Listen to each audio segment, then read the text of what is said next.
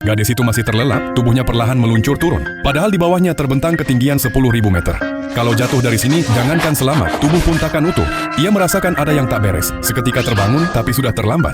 Tubuhnya terhempas berputar-putar menuju jurang tanpa akhir. Namun tiba-tiba keajaiban terjadi. Ia membuka mata, pupilnya membesar, lalu secepat kilat meraih seutas tali. Jantungnya berdegup kencang. Ternyata ia masih berada di ketinggian. Nyawanya terselamatkan hanya berkat tali balon udara itu. Ia ingin meminta tolong pada pria di dekatnya, tapi tubuhnya hanya bisa meringkuk di keranjang, tanpa suara. Lebih gawat lagi, es yang menempel di tali mulai mencair. Pegangannya makin licin, tubuhnya sedikit demi sedikit merosot turun. Dari ketinggian ini jatuh berarti tamat riwayat. Ia pun berjuang sekuat tenaga, mengayunkan kakinya untuk kembali. Usahanya tak sia-sia, ia berhasil mendekati keranjang. Dengan sisa tenaga, ia menendang. Tubuhnya terlempar tapi akhirnya berhasil mengaitkan tali. Dengan penuh tekad, ia memanjat masuk ke dalam keranjang, lalu segera merangkak ke arah pria itu. Ia memanggil-manggilnya, tapi seakan sudah terlambat. Saat mendekat, ia tak merasakan lagi detak jantung pria itu. Gadis itu hampir putus asa, tapi tiba-tiba, pria itu terbangun. Ia melihat tangan gadis penuh luka dan balon udara yang kembali normal. Barulah ia sadar, gadis itu tadi sudah nekat memanjat hingga ke atas balon untuk menutup katup.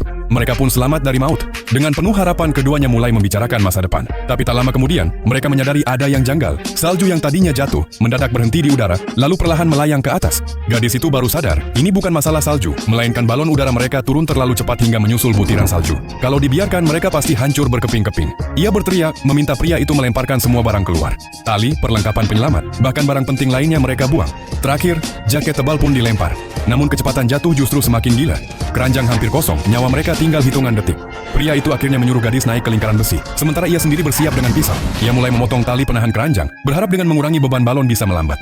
Satu demi satu tali putus, keranjang terlepas, hingga tinggal 2 tali tersisa. Tanah semakin dekat, pria itu panik, hingga sempat hampir jatuh bersama gadis itu. Yang mengejutkan, pria yang biasanya terlihat kutu buku ternyata bisa begitu tegas di saat genting.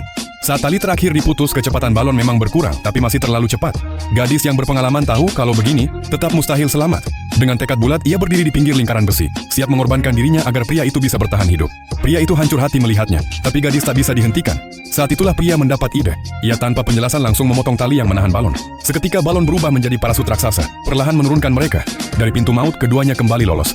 Belum sempat lega, masalah baru kembali datang. Tapi kali ini mereka sudah tak lagi gentar. Saling menggenggam tangan, mereka berani menyongsong apapun. Setelah pingsan cukup lama, keduanya akhirnya terbangun, berjalan pincang saling menopang, melangkah pulang menuju rumah.